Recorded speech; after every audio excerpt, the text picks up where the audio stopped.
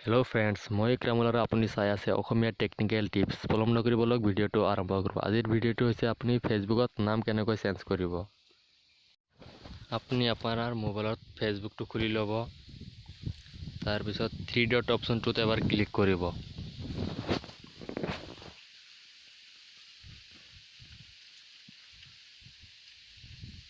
Click কৰাৰ পিছত আপুনি স্ক্ৰল ডাউন কৰি তললৈ যাব। তললৈ টানি নিব স্ক্ৰল ডাউন কৰি। सेटिंग एंड प्राइवेसी অপশনটোত এবাৰ ক্লিক কৰিব। ক্লিক কৰাৰ পিছত আপুনি সেটিং অপশনটোত এবাৰ ক্লিক কৰি দিব। তাৰ পিছত আপুনি পাৰ্সোনেল ইনফৰমেশনত ক্লিক কৰিব। তাৰপিছত আপোনাৰ এই নেমটো চেঞ্জ কৰিব।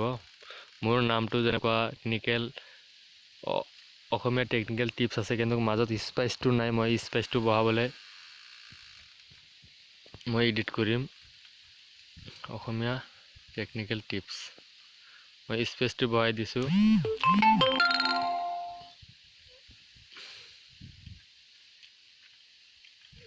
তাৰপিছত আপুনি আপোনাৰ পাছপোৰ্টটো চইচ কৰি ল'ব। যিটো পাছপোৰ্ট দি পেলাই আপুনি ফেসবুক খুলিছিলে এই পাছপোৰ্টটো চইচ কৰিব লাগিব। পাছপোৰ্টটো এণ্টাৰ কৰিব লাগিব। পাছপোৰ্টটো এণ্টাৰ কৰি দি পেলাই আপুনি সেভ চেঞ্জত ক্লিক কৰি দিব।